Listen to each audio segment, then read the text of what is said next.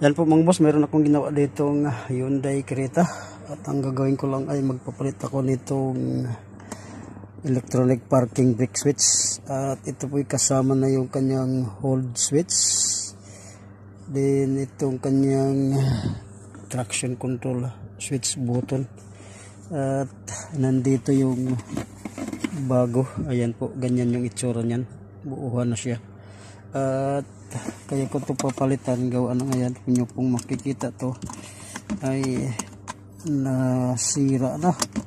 Actually warranty pa naman to, pero pinakita ko lang. At pagka nagpalit-palit tayo nito ay may mga clip lang yan dito sa tagiliran na pwede nating hablutin lang yan at wala siyang tornilyo. Pagka nahablot na natin, ayan dito yung kanyang mga connector. So yan, ito yung sa connector niya dito. Then dito naman mayroon yung maliit na connector. Ito po ay sa transponder.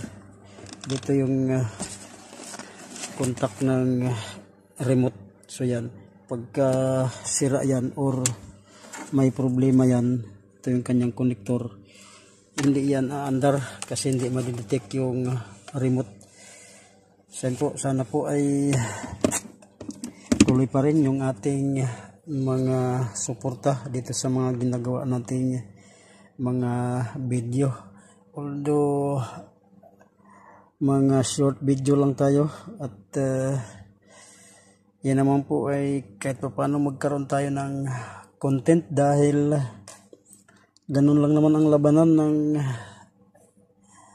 mga content creator. Kailangan lang may upload.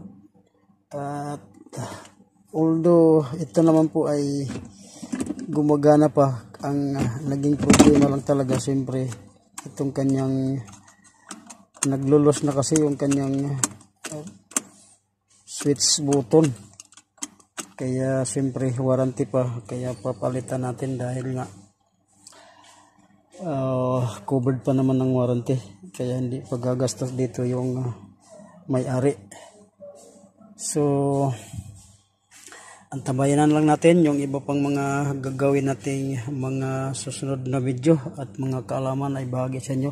Sa ngayon naman ay medyo hindi naman kahirapan yung gagawin natin at ang gusto lang natin ay makapagbahagi ng bago nating video para naman sa ganun ay tuloy-tuloy pa rin yung ating mga papanood sa mga video ko or sa aking YouTube channel at Facebook page.